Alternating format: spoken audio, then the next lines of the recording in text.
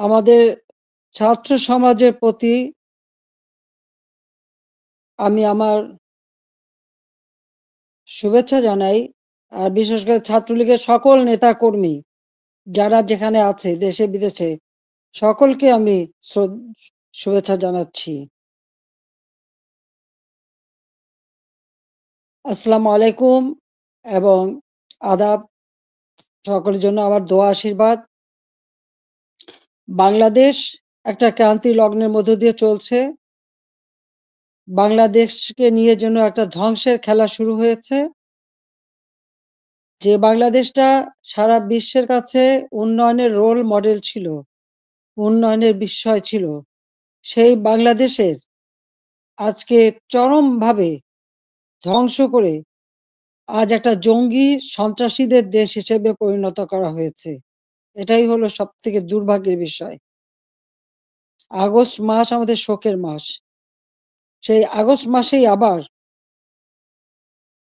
এদেশের মানুষের অধিকার কেড়ে নেওয়ার জন্য যে চক্রান্ত করা হয়েছে তার শিকার আজকে সমগ্র দেশ। এদেশের বাংলাদেশের কৃষক, শ্রমিক, ছাত্র, জনতা, সরকারি অসরকারি কর্মকর্তা কর্মচারী থেকে শুরু করে কেউ রেহাই পাচ্ছে না। পুলিশ বাহিনী কেউ রেহাই পাচ্ছে না। এদের ধ্বংসের খেলা আর রক্তের খেলা আজকে বাংলাদেশকে ক্ষত বিক্ষত করে দিচ্ছে।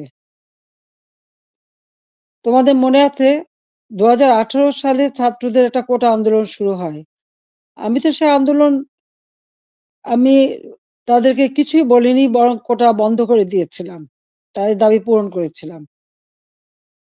এরপরে মুক্তিযোদ্ধা কয়েকটা পরিবার একটা কোর্টে মামলা করে, তার একটা রায় হয়। সেই রায়ের যখন কোটা আবার চালু করে, আমরা সরকারের পক্ষ থেকেই রিট করে সেটা স্থগিত করে দিই। প্রকৃতপক্ষে আর কোটা আন্দোলন বা কোটা ইস্যুটাই ছিল না। কিন্তু এটা যে কোটা আন্দোলন ছিল না, এটা যে ছিল একটা ভিন্ন ষড়যন্ত্র, সেটা আমি বারবার বলেছি। এটা ছিল সেই একজন ক্ষমতার লোভী, তার মেটিকুলাস ডিজাইনের একটা অংশ। সে অংশ হিসেবে সে ছাত্র হত্যা করেছে, জনগণকে হত্যা করেছে, আওয়ামী লীগের নেতাকর্মী হত্যা করেছে, পুলিশ হত্যা, সাংবাদিক হত্যা, সাংস্কৃতিক কর্মী হত্যা, সারা দেশটাকে ক্ষত বিক্ষত করা, অর্থনীতিকে ধ্বংস করা। আমাদের মহান নেতা জাতির পিতা বঙ্গবন্ধু শেখ মুজিবুর রহমান তার জীবনটাকে উৎসর্গ করেছেন বাংলার জনগণের জন্য।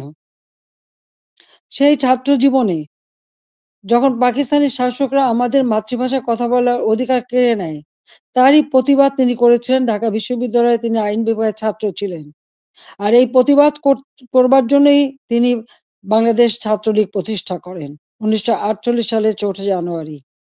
এবং বাংলাদেশ ছাত্রলীগ, তমুদ্দুন মজলিস সহ আরো কয়েকটি প্রগতিশীল রাজনৈতিক দল নিয়ে ভাষা সংগ্রাম পরিষদ গঠন করেন। সেই ভাষা আন্দোলনে আমাদের যারা শহীদ হয়েছেন আমি তাদের আজকে স্মরণ করি। সালাম, বরকত, জব্বার যারা জীবন দিয়েছেন, রক্তের অক্ষরে বলে গেছেন আমরা মায়ের ভাষায় কথা বলতে চাই। আর এই আত্মত্যাগের মধ্য দিয়ে আমাদের যাত্রা শুরু। ধাপে ধাপে জাতির পিতা বঙ্গবন্ধু শেখ মুজিব এই বাংলাদেশের জনগণকে স্বাধীনতার চেতনায় উদ্বুদ্ধ করেন এবং তারই নেতৃত্বে আমরা পেয়েছি স্বাধীনতা, পেয়েছি মুক্তিযুদ্ধে বিজয়। আমি জাতির পিতা বঙ্গবন্ধু শেখ মুজিবুর রহমানের প্রতি শ্রদ্ধা জানাচ্ছি। শ্রদ্ধা জানাই জাতীয় চার নেতার প্রতি, ৩০ লক্ষ শহীদের প্রতি, ২ লক্ষ মা বোনের প্রতি। মুক্তিযোদ্ধাদের জানাই সশ্রদ্ধ সালাম। একটা যুদ্ধ-বিধ্বস্ত দেশের দায়িত্বভার নিয়েছিলেন বঙ্গবন্ধু শেখ মুজিব।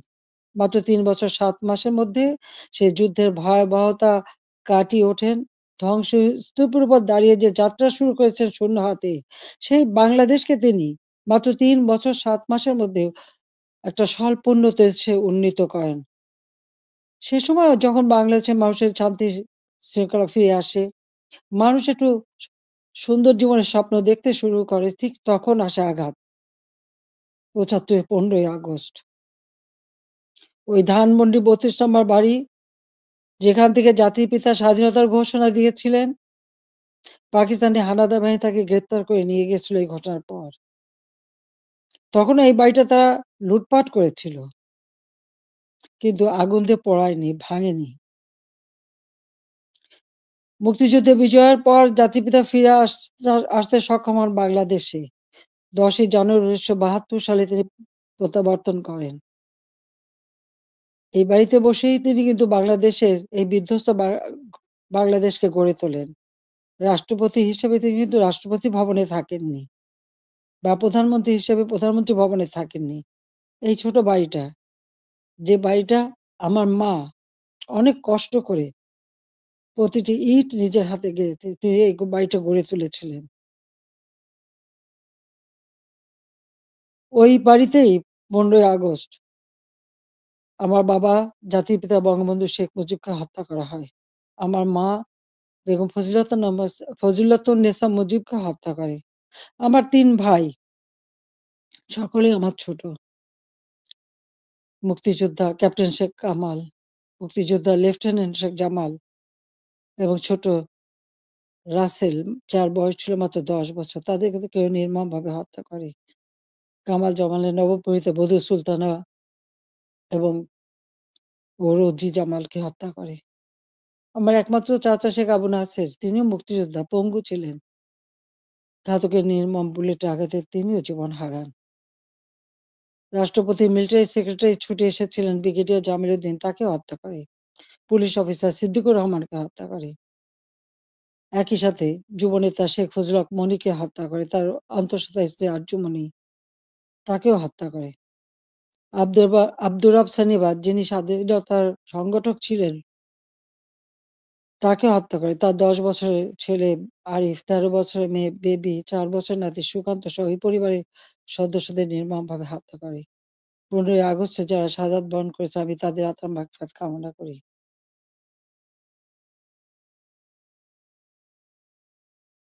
বাংলাদেশের ইতিহাসের সাথে ছাত্রলীগের ইতিহাস জড়িত।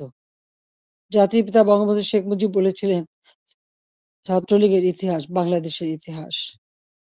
প্রতিটি সংগ্রাম, মুক্তিযুদ্ধে ছাত্রলীগের অবদান রয়েছে। ৭৫ এর পর গণতান্ত্রিক অধিকার প্রতিষ্ঠার জন্য যে সংগ্রাম করি, সেখানেও শহীদের তালিকায় ছাত্রলীগের সংখ্যাটাই বেশি। বারবার আঘাত এসেছে, একের পর এক কূ হয়েছে, হত্যা, কূ, ষড়যন্ত্রের রাজনীতি শুরু হয়েছে।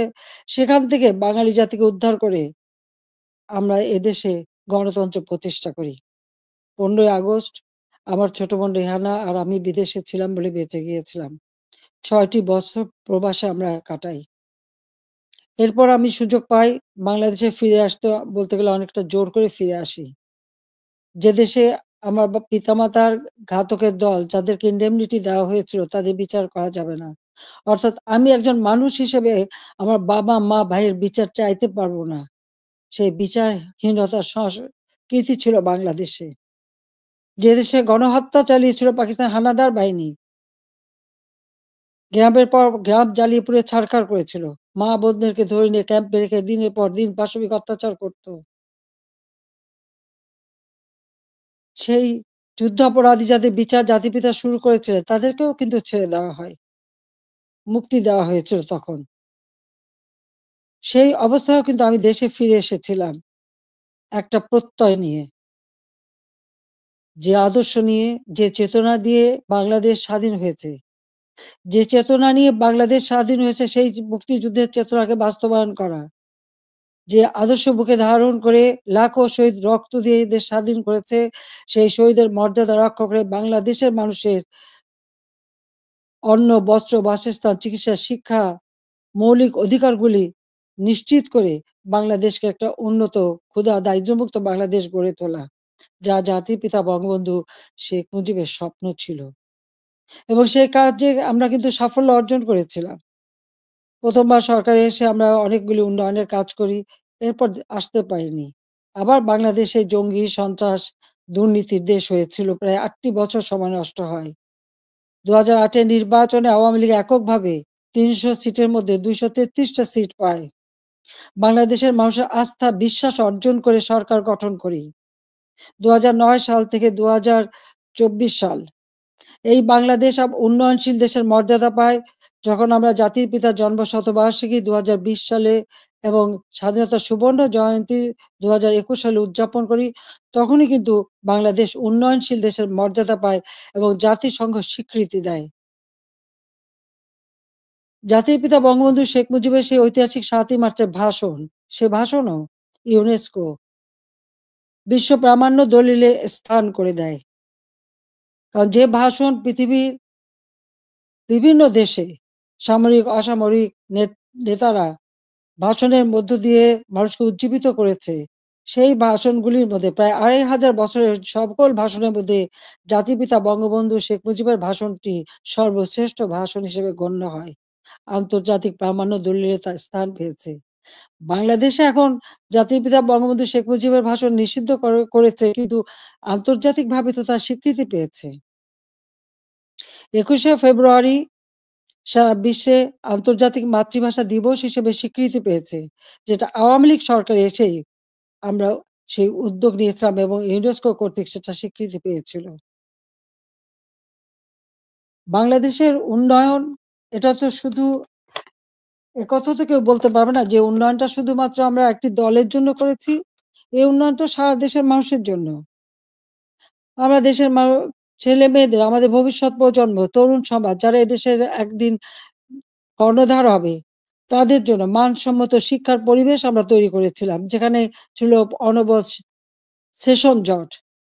সেখান থেকে মুক্ত করে আমরা শিক্ষার পরিবেশ তৈরি করি। সাথে ব্যাপকভাবে যাতে তরুণ সমাজের কর্মসংস্থান সৃষ্টি হয় তার জন্য আমি সমস্ত কিছু বেসরকারি খাতে উন্মুক্ত করে দিই। আমাদের দেশে মাত্র একটা টেলিভিশন ছিল, একটা রেডিও ছিল। কোনো মোবাইল ফোন ছিল না, ডিজিটাল ফোন ছিল না।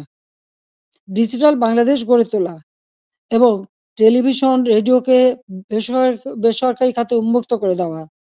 ব্যাংক, বিমা, বিমান থেকে শুরু করে প্রতিটি প্রতিষ্ঠান বেসরকারি খাতে উন্মুক্ত করে দিয়েছিলাম একটা লক্ষ্য নিয়েই, যে আমাদের তরুণ সমাজের কর্মসংস্থানের ব্যবস্থা হবে, সেই লক্ষ্য নিয়েই। আমাদের দেশের উন্নয়নের যত পরিকল্পনা আমরা নিয়েছি, সে পরিকল্পনাগুলি ছিল একেবারে গ্রাম পর্যায় পর্যন্ত। আমার গ্রাম, আমার শহর। সেভাবে যেন প্রত্যেকটা গ্রাম গড়ে ওঠে এবং প্রত্যেকটা গ্রামের মানুষ যেন নাগরিক সুবিধা পায়, সেই ব্যবস্থাও আমরা করেছিলাম। ডিজিটাল বাংলাদেশ গড়ে তুলব, প্রতিটি ইউনিয়ন পর্যায় পর্যন্ত আমরা ডিজিটাল সেন্টার খুলে দিই। সেখানে কর্মসংস্থানের ব্যবস্থা হয়। আমাদের দেশে একসময় মানুষ কোনো ইন্টারনেট ব্যবহার করত না। আজকে ১৩ কোটি মানুষ কিন্তু ইন্টারনেট ব্যবহার করে। মোবাইল ফোন ছিল না। সেই মোবাইল ফোনও উন্মুক্ত করে দিই এবং এখন ১৮ কোটি সিম ব্যবহার হয় এবং এর জন্য আমরা ট্রেনিং এর ব্যবস্থা করি। কম্পিউটার ট্রেনিং ইনকিউবেশন সেন্টার করে দিয়েছি। স্কুলে কম্পিউটার ল্যাব তৈরি করে দেওয়া হয়েছে। বিশ্ববিদ্যালয়ে বিনামূল্যে ইন্টারনেট সার্ভিস ব্যবস্থা করা হয়েছে। Wifi connection, broadband connection, Bangabandhu satellite ১ আমরা উৎক্ষেপণ করেছি। আধুনিক প্রযুক্তি জ্ঞান সম্পন্ন জাতি গড়ে উঠুক, সেটাই চেয়েছি। বিজ্ঞান প্রযুক্তি বিশ্ববিদ্যালয় ৯৬ সালে সরকার এসেই নির্মাণ করি। যাতে করে বিজ্ঞানের দিকে মানুষ ঝোঁকে, গবেষণায় প্রতি মনোযোগী হয়।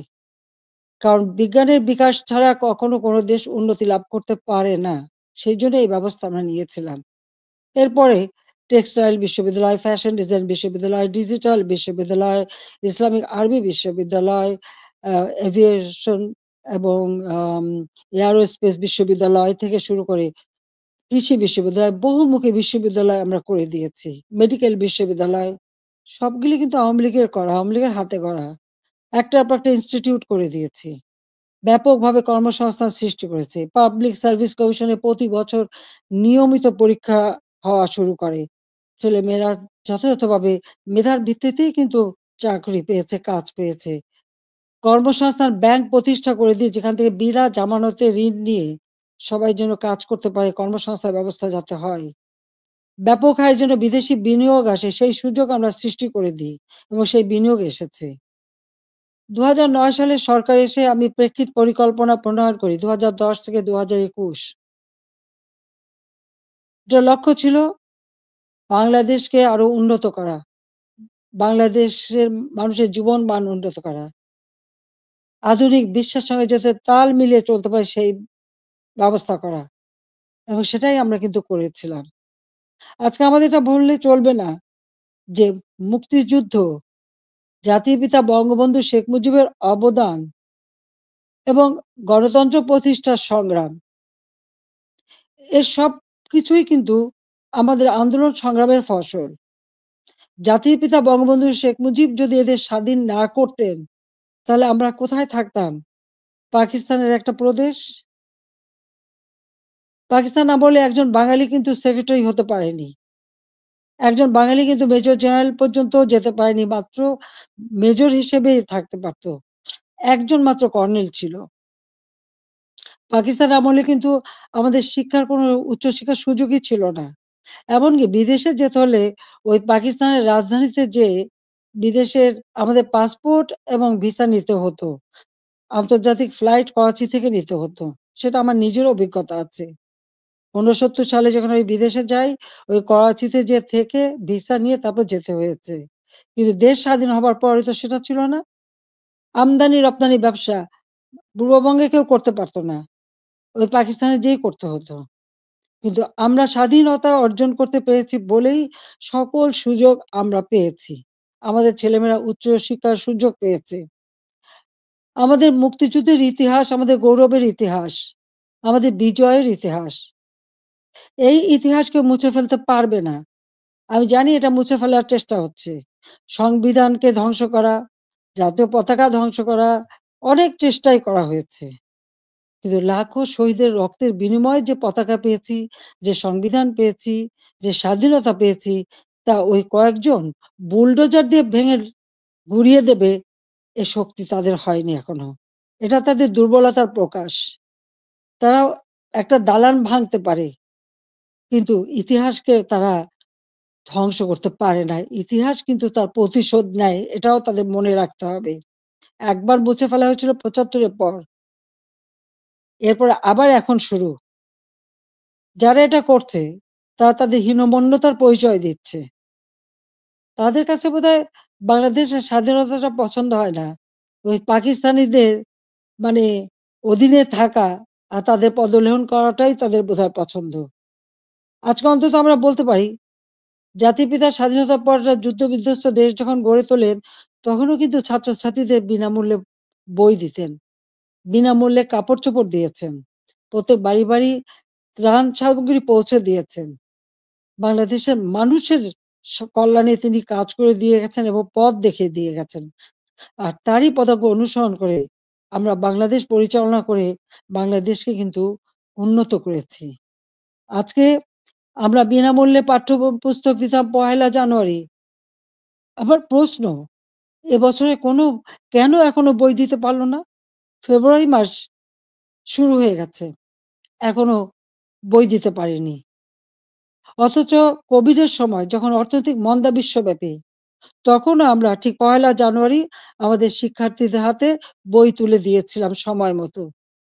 তাদের পড়াশোনা, স্কুলে যাওয়া বন্ধ ছিল, অনলাইনে পড়াশোনা করা বা টেলিভিশনের মাধ্যমে একটা ক্লাসগুলি সেটা তুলে ধরা তাদের কাছে।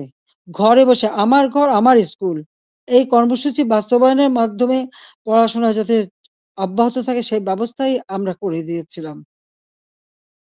প্রত্যেকটা শিক্ষা প্রতিষ্ঠান একেবারে প্রাইমারি লেভেল থেকে নিয়ে শুরু করে সবগুলি কিন্তু উন্নতি আমরা করেছি। মাদ্রাসার শিক্ষার উন্নতি করেছি, স্বীকৃতি দিয়েছি। কওমি মাদ্রাসাকেও আমরা স্বীকৃতি দিয়েছি এবং অনেক মাদ্রাসা আমরা সরকারিকরণ বা সেগুলি আমরা স স যাতে আমাদের সব রকম সহযোগিতা পায় সেই ব্যবস্থাও আমরা করে দিয়েছি। আমাদের শিক্ষার যাতে কোনোমতে ক্ষতি না হয়, প্রত্যেকটা ছেলেমেয়ে যাতে স্কুলে যেতে পারে। প্রাইমারি শিক্ষা আমরাই প্রতিষ্ঠিত করি এবং সেই সাথে মায়ের নামে আমরা একটা বিশেষ অনুদান পাঠাতাম বাচ্চাদের স্কুলে পাঠানোর জন্য। উপবৃত্তি দেওয়া, বৃত্তি দেওয়া এবং উচ্চশিক্ষার সুযোগ করে দেওয়া। সেই পদক্ষেপ আমরা নিয়েছিলাম। যাতে আমাদের গরিব মেধাবী ছেলেমেয়েরা যথাযথভাবে পড়াশোনা করতে পারে, সেই সুযোগটা আমি করে দিয়েছিলাম। ৪ কোটির উপর শিক্ষার্থী এই সুযোগ পেত। এমনকি বঙ্গবন্ধু মেমোরিয়াল ট্রাস্ট আমরা যখন দেশে ফিরে আসি ওই বাড়িটি আমরা তো ব্যক্তিগত কাজে ব্যবহার করিনি ৩২ নম্বরের বঙ্গবন্ধু ভবন। আমরা ২ বোন জনগণকে দান করে দিয়েছিলাম বঙ্গবন্ধু মেমোরিয়াল ট্রাস্ট করে।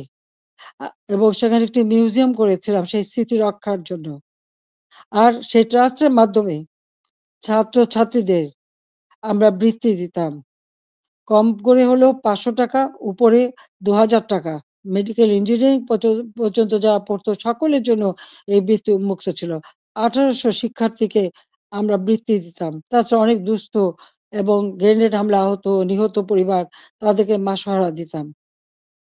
কোভিডের সময় এই বঙ্গবন্ধু মেমোরিয়াল ট্রাস্ট থেকেই ৳৫,০০,০০,০০০ দিয়ে আমি ফান্ড করে দিয়েছিলাম প্রাইম মিনিস্টার অফিসে। যেখান থেকে কোভিডে যারা আক্রান্ত তাদের সহযোগিতা করা।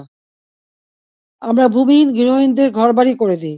বঙ্গবন্ধু মেমোরিয়াল ট্রাস্ট থেকে ৳৫,০০,০০,০০০ দিয়ে আমি বিশেষ তহবিল গঠন করে দিই। যেখানে জমি পাওয়া যেত না, সেই জমি ক্রয় করে ভূমিহীন গৃহহীন মানুষকে ঘরবাড়ি করে দেওয়া। যাদের ঠিকানা ছিল না, তাদের আমি ঠিকানা দিয়েছিলাম। এমনকি এই আশ্রয়ণ প্রকল্পের থেকে পুলিশের চাকরিও পেয়েছে আমাদের অনেক ছেলেমেয়ে। কারণ তাদের ঠিকানা হয়েছিল। আগে তাদের ঠিকানা ছিল না। ৫৮ টা জেলা ভূমিহীন, গৃহহীন মুক্ত করেছিলাম। আমাদের লক্ষ্য ছিল যে আমরা সমগ্র জেলায় কোনো মানুষ ভূমিহীন, গৃহহীন থাকবে না। সকলের একটা মর্যাদা থাকবে। ঢাকা শহরে বস্তিবাসীর জন্য আমি ফ্ল্যাট বাড়ি নির্মাণ করে সেখানে তাদের থাকার ব্যবস্থা ভাড়া ভিত্তিক। বস্তিতে যে ভাড়া দিত সেই ভাড়া দিয়েই থাকতে পারে সেই ব্যবস্থা করেছি। আমাদের দেশের যারা সুইপার, হরিজন, দলিত শ্রেণী তাদেরকে ফ্ল্যাট বাড়ি নির্মাণ করে দিয়েছি। এবং আমাদের বেদে, কুষ্ঠরোগী, হিজড়া প্রতিটি অনগ্রসর যারা তাদের জন্য বিনামূল্যে ঘর এবং তাদের জীবন জীবিকার ব্যবস্থা আমরা করে দিয়েছি। বাংলাদেশে আমি যখন ৯৬ সালে সরকার গঠন করি মাত্র ১৬০০ মেগাওয়াট বিদ্যুৎ ছিল। আমি ৪৩০০ মেগাওয়াটে উন্নীত করেছিলাম। কিন্তু পরবর্তীতে ৮ বছর পর যখন আবার সরকারে আসি তখন পেয়েছিলাম মাত্র বত ৩২০০ মেগাওয়াট। আমরা উদ্যোগ নিই। ঘরে, ঘরে বিদ্যুৎ দেব। প্রতিটি ঘর আলোকিত করব। আমাদের কথা রেখেছি। প্রত্যেক ঘরে, ঘরে আমরা বিদ্যুৎ পৌঁছে দিয়েছিলাম। প্রতিটি ঘর আলোকিত করেছিলাম। আমাদের লক্ষ্য ছিল যে একটি মানুষও কুঁড়ে ঘরে বাস করবে না। নিদেন পক্ষে একটা টিনের ঘরেও হলেও তাদের দেব। সেটা কিন্তু আমরা দিতে পেরেছি এবং এর পরবর্তীতে এসে সেমি পাকা ঘর আমরা দিয়ে দিয়েছি। যাতে মানুষ বাঁচতে পারে। খেলাধুলায় আরো আগ্রহী যাতে হয়।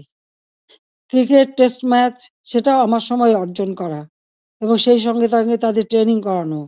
ক্রিকেট, ফুটবল বা দেশীয় খেলা, হকি প্রত্যেকটা খেলার সুযোগ আমরা করে দিয়েছি এবং ছেলেমেয়ে উভয়ই সুযোগ পেত। আমাদের সে প্রাইমারি স্কুলে মেয়েদের জন্য বঙ্গমাতা গোল্ড কাপ টুর্নামেন্ট এবং ছেলেদের জন্য বঙ্গবন্ধু শেখ মুজিব গোল্ড কাপ টুর্নামেন্টের মাধ্যমে সেই ছোট্টবেলার থেকে যাতে তারা খেলতে পারে সেই ব্যবস্থা আমরা করে দিয়েছি। আজকে কি দুর্ভাগ্য আমাদের! আমাদের মেয়েরা ফুটবল খেলতে যেয়ে সারা অনেক দেশ থেকে কিন্তু তারা জয়ী হয়ে এসেছে, বাংলাদেশের সুনাম করে এসেছে। আজকে আমাদের দেশে তারা খেলতে পারছে না। কেন? মেয়েদের খেলার অধিকার নাই কেন? সেটা আমার প্রশ্ন। তাদেরকে কেন বাধা দেওয়া হলো? যারা এই বাধা দেন তারা কি ভুলে যান? আমাদের নবী করিম সাল্লাল্লাহু আলাইহি ওয়াসাল্লাম যখন ইসলাম ধর্ম প্রচার করেন, তো কে ১ম ইসলাম ধর্ম গ্রহণ করেছিল? ইসলাম ধর্ম গ্রহণ করেছিল একজন নারী। তিনি বিবি খাদিজা। তিনি ১ম ইসলাম ধর্ম গ্রহণ করেন। সে কথাটা তাদের ভুললে চলবে না। মায়ের পেটেই সন্তান জন্ম নেয়। আর সেই মায়ের জাতিকে অবমাননা করা কেন? সেটা আমার প্রশ্ন। খেলাধুলা, সংস্কৃতি চর্চা, সা সাহিত্য চর্চা, এই সংস্কৃতি তো আমাদের অধিকার, সকলের অধিকার। এখানে নারী পুরুষের কোনো ভেদাভেদ থাকতে পারে না। আর ইসলাম ধর্ম কখনো তা বলে না। কিন্তু আজকে আমরা দেখছি শুধু মেয়েদের খেলতে যে দেওয়া হয় না তা না। শিক্ষকদের লাঞ্ছিত করা হয়। এটা কেমন ধরনের কথা? শিক্ষক আমাদের গুরুজন। তাদের প্রতি আমাদের সম্মান দেখাতে হবে। আর সেই সম্মান যে আমরা দেখাই সেটা তো আপনারা জানেন।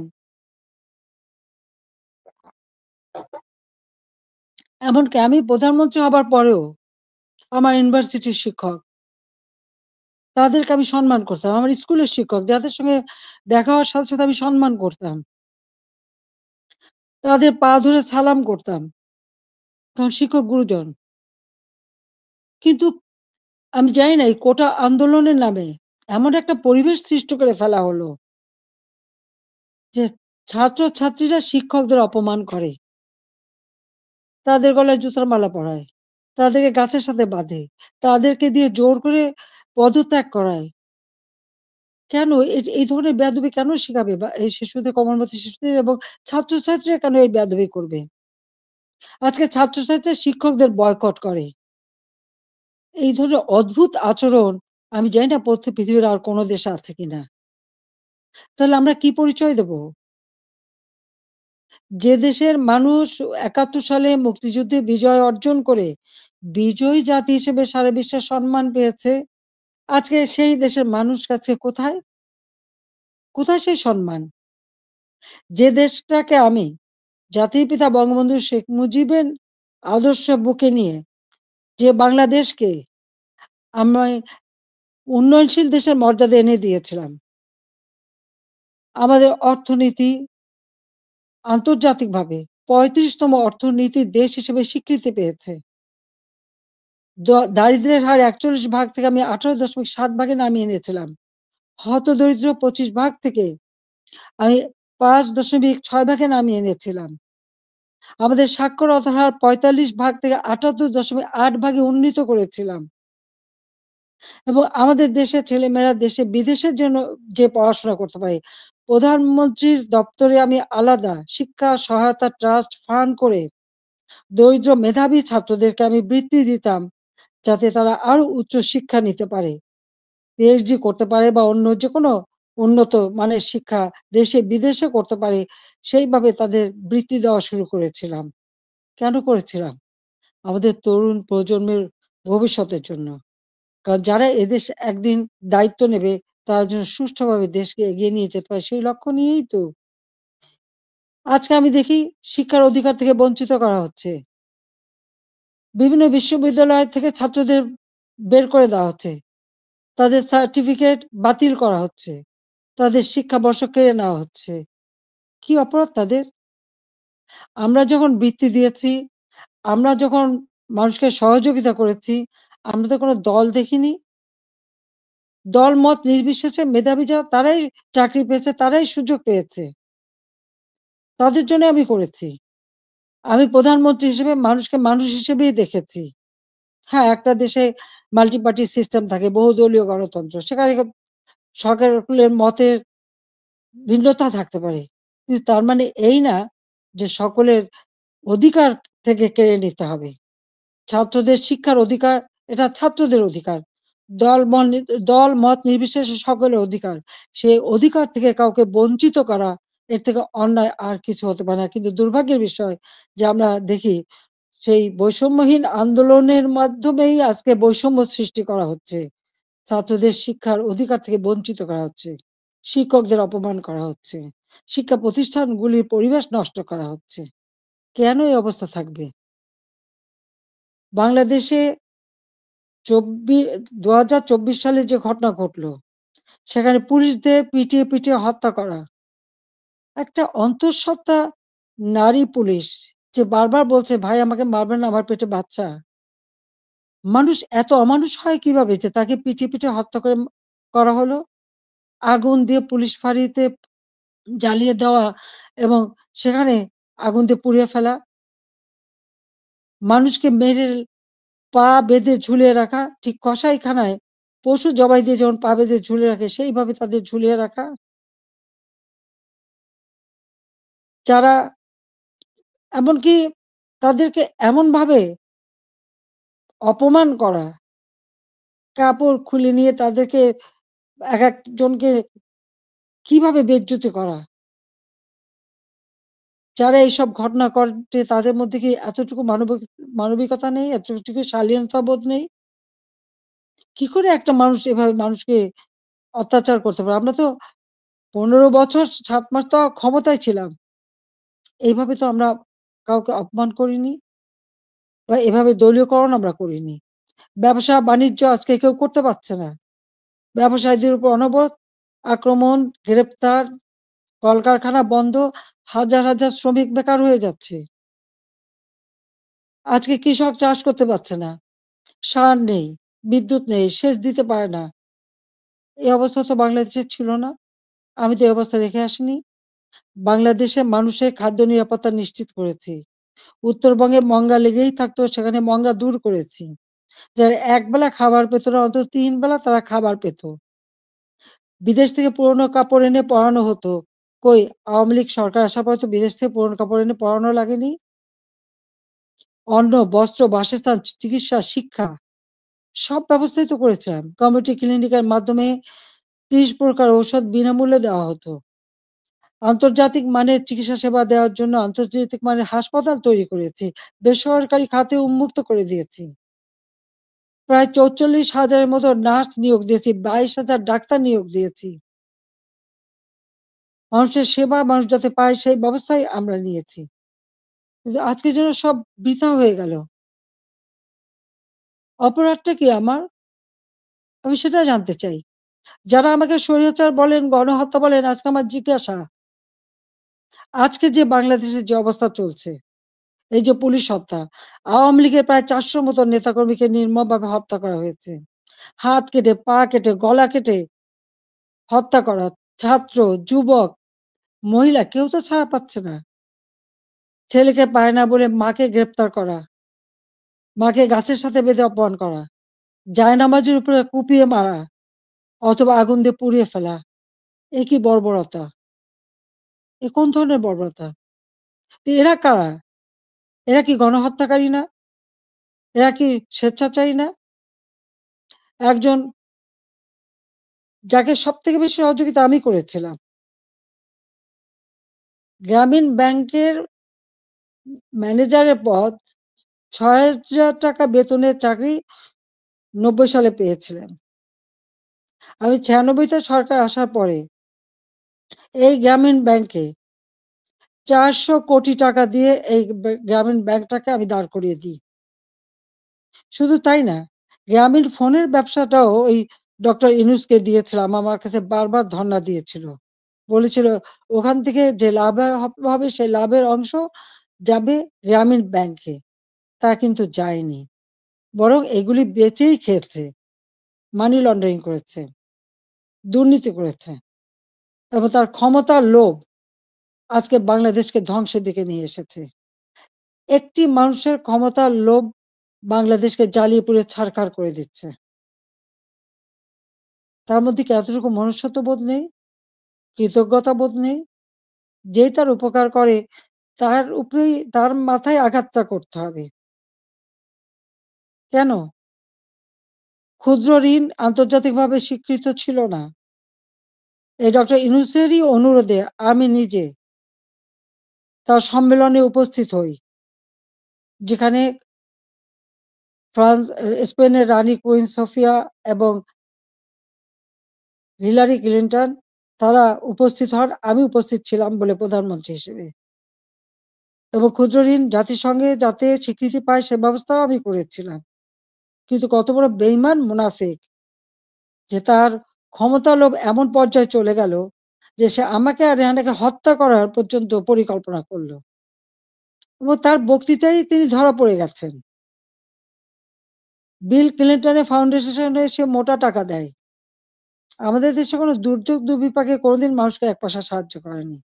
কিন্তু সেখানে তিনি মোটা টাকা দিয়েছিলেন। আপনারা দেখেছেন গত সেপ্টেম্বর মাসে জাতিসংঘ যখন যায় সেখানে বিল ক্লিনটন ফাউন্ডেশনে দাঁড়িয়ে ইউনূস সাহেব কি বক্তৃতা দিলেন? যে এই আন্দোলন, কোটা আন্দোলন এটা কোনো ছাত্র জনতার আন্দোলন ছিল না। এটা ছিল তার meticulously designed আন্দোলন যা তার মাস্টার মাইন্ডের মাধ্যমে করা। ওই মাহফুজ আলমকে তার পরিচয় করে দিয়েছিল মাস্টার মাইন্ড হিসেবে। তার অর্থটা কি? ছাত্রদেরকে বিভ্রান্ত করা হয়েছে। আমাদের ছাত্ররা কোমলমতি। তারা ঠিক কোনটা সঠিক সবসময় তো বুঝতে পারে না। তারা ঝুঁকে চলে এসেছে। আবার আরেকজন সমন্বয়ক বলল কি, গণভবন আক্রমণের আগে বেশি ছাত্র পায়নি, তাই ফলস আইডি কার্ড করে ভুয়া ছাত্র বানিয়ে নিয়ে এসেছিল। তার মানে এদের উদ্দেশ্যটা কি ছিল?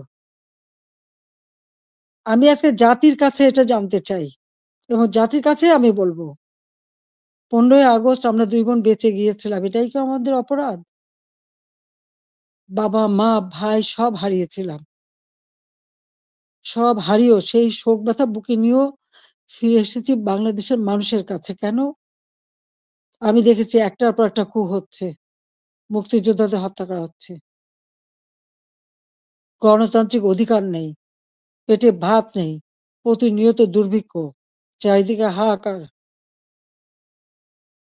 যে বাংলাদেশ জাতির পিতা স্বাধীন করেছিলেন, দুঃখী মানুষের মুখে হাসি ফোটাবেন।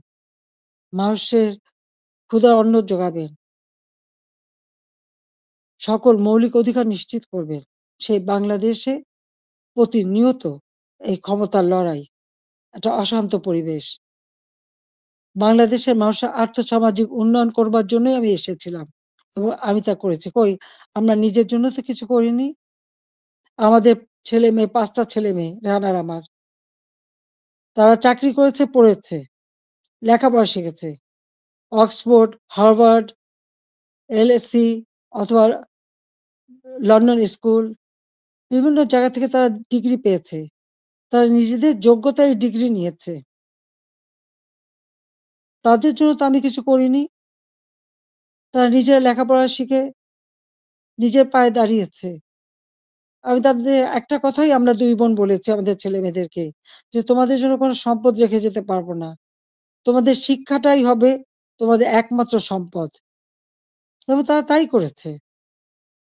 সেইভাবেই তারা লেখাপড়া শিখে সেইভাবেই জীবনযাপন করে। আমি তো আমার নিজের জন্য কিছু করতে যাইনি। একমাত্র ৩২ নম্বর বাড়িটা সেটাও তো আমি জনগণকে দান করে দিয়েছি আমরা ২ বোন। হ্যাঁ, জাতির পিতা পরিবারের নিরাপত্তা দেওয়ার জন্য একটা আইন করা হয়েছিল। সেই সূত্রে একটা বাড়ি রেহানাকে থাকতে দেওয়া হয়েছিল। আর আমার স্বামী তিনিও চাকরিজীবী নিউক্লিয়ার সায়েন্টিস্ট ছিলেন। তার একটা বাড়ি ৫ নম্বরে, যেটা জয়পুরহাটের। আজকে সেই বাড়িও পুড়িয়ে দেওয়া হয়েছে। রেহানার বাড়িও লুট করা হয়েছে। আর গণভবন তো সরকারি। সেটা ভাঙাচোরা, লুটপাট ২ হাতে লুট করা হয়েছে। এমনকি ডক্টর ইউনূস নিজেই ওখানে চলে গেছেন। তার সমন্বয়কদের সাথে নিয়ে, উপদেষ্টাদের সাথে নিয়ে। তিনিও বোধহয় লুটপাট করতে গিয়েছিলেন। আর ৩২ নাম্বার, এটা তো আমরা কোনো ব্যক্তিগতভাবে ব্যবহার করিনি। মিউজিয়াম সারা বিশ্বের অনেক বড়, বড় নেতারা এসেছেন। রাষ্ট্রপ্রধান এসেছেন, সরকার প্রধান এসেছেন। ওই বাড়ি ভিজিট করেছেন। আজকে সেই বাড়িটা ভেঙে ফেলা হচ্ছে। কেন? বাড়িটার কি অপরাধ? ওই বাড়িটাকে কেন এত ভয়? আমি দেশের মানুষের কাছে আজকে বিচার চাই। আমি দেশের জনগণের কাছে বিচার চাই। বলুন আপনারা। আমি কি আপনাদের জন্য কিছুই করিনি? আমি কি আপনাদের অন্ন, বস্ত্র, বাসস্থান, চিকিৎসার ব্যবস্থা করে দেইনি? আপনাদের ঘরে আলো জ্বালিনি? আপনাদের ছেলেমেয়ের লেখাপড়া শিক্ষার ব্যবস্থা করিনি? রাস্তাঘাট, পুল, ব্রিজ করে আপনাদের যোগাযোগের ব্যবস্থা, কর্মসংস্থানের ব্যবস্থা করে দেয়নি? তাহলে কেন এই অপমান? কেন এই বাড়িটা ভাঙা হবে? এই বাড়ি থেকে তো স্বাধীনতার ঘোষণা দিয়েছিলেন জাতির পিতা। আর স্বাধীন দেশ হয়েছিল বলেই তো আজকে বাংলাদেশ এত উন্নত হয়েছে। তাহলে এই বাড়ি কারা ভাঙে? আমি আপনাদের কাছে, দেশের জনগণের কাছে এই বিচার চাই। আমি ছাত্র সমাজের কাছেও এটা বলব যে যারা বিভ্রান্ত করে তোমাদেরকে বিভ্রান্তির পথে নিয়ে গিয়েছিল, ওই সাধারণ ছাত্রছাত্রীদের প্রতি তো আমাদের কোনো রাগও নেই, কোনো অভিযোগও নেই। কারণ আমি জানি তোমাদের এই বয়সটাই এরকম। কিন্তু সকলে তো এর মধ্যে ঢোকেনি তো। কিন্তু যারা আজকে এই ধরনের ধ্বংস করছে, যারা মানুষ হত্যা করেছে, তারা তো খুনি হিসেবে চিহ্নিত হবে। এখানে সাধারণ ছাত্রছাত্রীদের কোনো দায়বদ্ধতা নেই। কাজেই আমি মনে করি যে এর থেকে সাধারণ ছাত্রছাত্রীদের দূরে থাকা ভালো। এদের এই ধ্বংসযজ্ঞে যেন অংশ না নেয়। বরং লেখাপড়ার পরিবেশ ফিরে আসুক, আরো উন্নত জীবন তোমরা পাও, আমি সেই দোয়াই করি। কিন্তু যে ইতিহাস আমাদের রক্তের অক্ষরে লেখা, সেই ইতিহাস ভুললে পরে নিজেদের অস্তিত্ব থাকবে না। সেই ইতিহাস ভুললে পরে আমরা বিশ্বে মাথা তুলে দাঁড়াতে পারবো না, চলতে পারবো না। ১৫ই আগস্টের পরে আমরা পারতাম না। খুনের জাতি হিসেবে পরিচিত ছিল এই দেশ। ভিক্ষার জাতি হিসেবে পরিচিত ছিল। প্রাকৃতিক দুর্যোগের দেশ হিসেবে পরিচিত ছিল। আমি সেখান থেকে বাংলাদেশকে উন্নত করে উন্নয়নের রোল মডেল হিসেবে সারা বিশ্বে বাংলাদেশের সম্মান নিয়ে এসেছিলাম। সারা বিশ্ব বাংলাদেশের উন্নয়নকে বিস্ময় বলে পরিচয় করত। তারা বিস্ময় বলে স্বীকার করত। কিন্তু ২০২৪ সালের এই আগস্ট মাস থেকে আজকে বাংলাদেশ আবার সেই ধ্বংসের দেশ। আমার একটা প্রশ্ন, জুলাইয়ের ১৫ তারিখ থেকে যত রকমের হত্যাকাণ্ড, পুলিশ হত্যা, আওয়ামী লীগ নেতাকর্মী হত্যা, ছাত্র হত্যা, শিশু হত্যা, যত হত্যা হয়েছে, কেন ইন্ডেমনিটি দেওয়া হলো? অপরাধ করলে অপরাধীদের শাস্তি পেতে হবে। যারা অগ্নিসংযোগ করা হলো, ওই মেট্রো রেল, তারপরে এক্সপ্রেসওয়ে, ফ্লাইওভার বা প্রত্যেকটা বিটিভি থেকে শুরু করে প্রতিটি প্রতিষ্ঠানে যে আগুন দেওয়া হলো এবং সেটা সমন্বয়ক একজন বলেছে, পুলিশ হত্যা না করলে আর মেট্রো রেলে আগুন না দিলে নাকি বিপ্লব সফলতা। কিসের বিপ্লব? এই হত্যাযজ্ঞ ধ্বংসলীলাই কি বিপ্লব? বিপ্লবের অর্থ বোঝে? তারা নিজেরাই স্বীকার করছে। আর সেখানে তাদেরকে ইন্ডেমনিটি দেওয়া হয়েছে। অপরাধ যারা করে তারাই দায় মুক্তি পায়। আর অপরাধী তাদের বিচার কিন্তু একদিন না একদিন হবেই। এটা সকলের মনে রাখতে হবে। তো আমি আজকে এখানে ছাত্র সমাজ আছে, আমি সবাইকে বলব, অন্তত মনোযোগী হও পড়াশোনায়, নিজের পায়ে দাঁড়াও, নিজের পিতামাতাকে সম্মান করো, শিক্ষকদের সম্মান করো। নিজের শিক্ষা প্রতিষ্ঠান, এই প্রতিষ্ঠান কোনো জঙ্গিদের হাতে তুলে দিও না। এই শিক্ষার অনেক কষ্ট করেই আমরা শিক্ষার পরিবেশ এনেছিলাম। যেখানে প্রতিদিন বোমাবাজি আর অস্ত্রের ঝনঝনানি ছিল, সেখান থেকে মুক্ত করে চমৎকার পরিবেশ করে দিয়েছিলাম। কোনো সেশন জট ছিল না। কিন্তু আজকে আবার সেই সেশন জট আজকে আবার একটা দুঃসময় যাচ্ছে। আমাদের এই তরুণ সমাজই পারে এখান থেকে পরিবর্তন আনতে। যে চেতনা নিয়ে লাখো শহীদ রক্ত দিয়েছে, সে চেতনাকে ধ্বংস হতে দিও না। তাহলে নিজেরা বিদেশেও মুখ দেখাতে পারবে না। দেশেও না। মানুষের ধিক্কার ছাড়া কিছু জুটবে না। কাজেই সকলে সাধারণ শিক্ষার্থীদের বলবো, তোমরা দেশকে ভালোবাসো, দেশের মানুষকে ভালোবাসো, মানুষের কল্যাণে কাজ করো। আর এই যারা জঙ্গি, সন্ত্রাসী, যারা এই অগ্নিসংযোগ, মানুষ হত্যা আর এই ভাঙচুর করতে পারে, ইতিহাস মুছে ফেলতে চায়, তাদেরকে ধিক্কার জানাও। আজকে আবার আমি এখান থেকে বিদায় নেব। তার আগে আমি এটুকুই বলবো, দেশের মানুষের কাছেই আমার জিজ্ঞাসা যে যারা মানুষ হত্যা করে, যারা ধ্বংসযজ্ঞ চালায়, তারা ফ্যাসিবাদী? না যারা মানুষের কল্যাণ করে, অন্ন বস্ত্র বাসস্থানের ব্যবস্থা করে, ঘরে ঘরে আলো জ্বালে, দেশের মানুষকে উন্নত জীবন দেয়, তারা ফ্যাসিবাদী? কারা স্বৈরাচার? এটা দেশের জনগণই বিচার করবেন। আমি তো আপনাদের কল্যাণে কাজ করেছি, দেশের মানুষের কল্যাণে কাজ করেছি। নিজের দিকে তো তাকাইনি, নিজের কি আছে না আছে সে তো দেখিনি। শুধু আপনাদের কল্যাণের জন্যই সবটুকু উজাড় করে দিয়ে দিন-রাত পরিশ্রম করে মাত্র ১৫ বছরের মধ্যে বাংলাদেশকে উন্নত দেশ করেছি, উন্নয়নশীল দেশের মর্যাদা এনে দিয়েছি। যা বিশ্বে বাংলাদেশের মর্যাদা অর্জন করেছিল, আজকে সব ধ্বংস হয়ে গেছে। তবে আমি এটুকু আশাবাদী, হ্যাঁ, আমাদের যে স্মৃতিটুকু নিয়ে ২ বোন বেঁচে ছিলাম, আজকে সেই স্মৃতিটুকুও ভেঙে ফেলা হচ্ছে। এর আগে আগুন দিয়ে পুড়িয়েছে, আজকে ভেঙে ফেলা হচ্ছে। হ্যাঁ, একটা দালান ভেঙে ফেলতে পারে। ইতিহাস মুছতে পারবে না। একবার ভাঙলে আবার আমরা গড়তে পারব। এই বাংলাদেশ আবার মাথা তুলে দাঁড়াবে। বাংলাদেশের মানুষ আবার বিশ্ব দরবারে মাথা উঁচু করে দাঁড়াবে। আল্লাহ যখন বাঁচিয়ে রেখেছেন, তো নিশ্চয়ই আমার কিছু কাজ বাকি আছে। সেটুকু করার জন্য আল্লাহ বাঁচিয়ে রেখেছেন। নইলে বারবার কেন মৃত্যুর হাত থেকে বেঁচে আসব?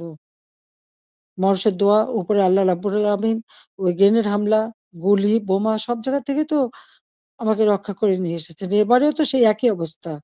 এবার তো একটাই লক্ষ্য ছিল। তার meticulous ডিজাইনই ছিল ইউনূস সাহেবের আমাকে ২ বোনকে হত্যা করা। তারপরেও কিভাবে আল্লাহ আমাদেরকে রক্ষা করেছেন। কাজেই আবার বাংলাদেশ ফিরে আসবে। মুক্তিযুদ্ধের চেতনা গড়ে উঠবে। শহীদের রক্ত কখনো বৃথা যেতে পারে না। এটাই আমার কথা। আমি ছাত্রলীগকে ব্যান করেছে। ছাত্রকে ব্যান করার কোনো অধিকার নেই। কারণ ইউনূস সাহেবের ক্ষমতা দখল সম্পূর্ণ অবৈধ, অসাংবিধানিক। অস্ত্র, অর্থের জোরে মানুষ খুন করে মানুষের লাশের উপর পাড়া দিয়ে সে ক্ষমতায় এসেছে। এভাবে অন্যায় করে যারা ক্ষমতায় আসে, এই ক্ষমতা কিছুদিন ভোগ করতে পারে। কারণ নিজে ট্যাক্স দেবে না, মানুষের উপর ট্যাক্সের বোঝা চাপাবে, ভ্যাট বসাবে। জনগণকে ভাত দিতে পারবে না, পুলিশের পোশাক বদলায়। পাকিস্তানিদের পোশাকের সাথে মিলিয়ে পোশাক পরায়। কৃষক চাষ করতে পারে না, সার পায় না, সেচ পায় না, শ্রমিক কাজ পায় না, শ্রমিকদের বেকার করে দেয়। অথচ নিজের অর্থ সম্পদ ঠিকই আছে এবং অর্থ পাচার করা অব্যাহত রেখে দিয়েছে। কাজে এ অন্যায় আল্লাহ রাব্বুল আলামিনও সইবে না। এবং বাংলাদেশের মানুষকেও বলব, আপনারাও এই অন্যায়ের প্রতিবাদ করবেন, প্রতিরোধ গড়ে তুলবেন। বাংলাদেশকে এভাবে ধ্বংস হতে দেবেন না। আমি আছি আপনাদের পাশে। আমি যত দূরেই থাকি না কেন, আমার মন আপনাদের সাথে আছে। আর আপনারা আমার মনের ভিতরে আছেন। বাংলার জনগণকে নিয়ে তো সব শোক ভুলেছিলাম। বাংলাদেশের মানুষকেই তো একটা নিজের পরিবার হিসেবে আমি নিয়েছিলাম। আর সেইভাবে নিজের ছেলেমেয়েকে স্নেহবঞ্চিত করেছি। কিন্তু আপনাদের জন্য দিনরাত পরিশ্রম করেছি। কাজে আমি আপনাদের কাছেই বিচার চাই আর আপনাদের সহযোগিতা চাই। যে এই ধ্বংসযজ্ঞ থেকে যেন বাংলাদেশ মুক্তি পায়। এই দমবন্ধ করা পরিবেশ থেকে যেন বাংলাদেশের মানুষ মুক্তি পায়। বাংলাদেশের মানুষ যেন জীবনের নিরাপত্তা পায়, শান্তিতে চলতে পারে, সেটাই আমাদের কামনা। সেটাই আমরা চাই। কাজে আজকে যারা এই ধরনের দুর্বৃত্ত পরায়ণ করছে, এই দুর্বৃত্ত পরায়ণদের হাত থেকে, এই দুর্বৃত্তদের হাত থেকে দেশকে রক্ষা করতে হবে। তার জন্য সকলকেই ঘুরে দাঁড়াতে হবে, প্রতিরোধ গড়ে তুলতে হবে। আসুন সকলে মিলে আবার আমরা আমাদের দেশকে মুক্তিযুদ্ধের চেতনায় গড়ে তুলি। ইনশাআল্লাহ ২০৪১ সালের মধ্যে বাংলাদেশ ক্ষুধামুক্ত, দারিদ্র্যমুক্ত, উন্নত, সমৃদ্ধ, স্মার্ট বাংলাদেশ হিসেবে গড়ে উঠবে এবং সেটা আমরা করব, করতে পারবো ইনশাআল্লাহ। জয় বাংলা, জয় বঙ্গবন্ধু, বাংলাদেশ চিরজীবী হোক। ছাত্রলীগকে ধন্যবাদ আজকে এই সুযোগটা করে দেওয়ার জন্য। তোমরা ভালো থাকো। তোমাদের দোয়া করি, সেই সাথে, সাথে সকল ছাত্র সমাজ, তাদের জন্য আমার দোয়া, আশীর্বাদ রইলো। সবাইকে আবারও বলবো, মনোযোগ দিয়ে লেখাপড়া শেখো, দেশকে ভালোবাসো, দেশের মানুষকে ভালোবাসো, দেশের কল্যাণে কাজ করো। আমার দোয়া আশীর্বাদ সবসময় তোমাদের জন্য থাকবে। খোদা হাফেজ। জয় বাংলা, জয় বঙ্গবন্ধু।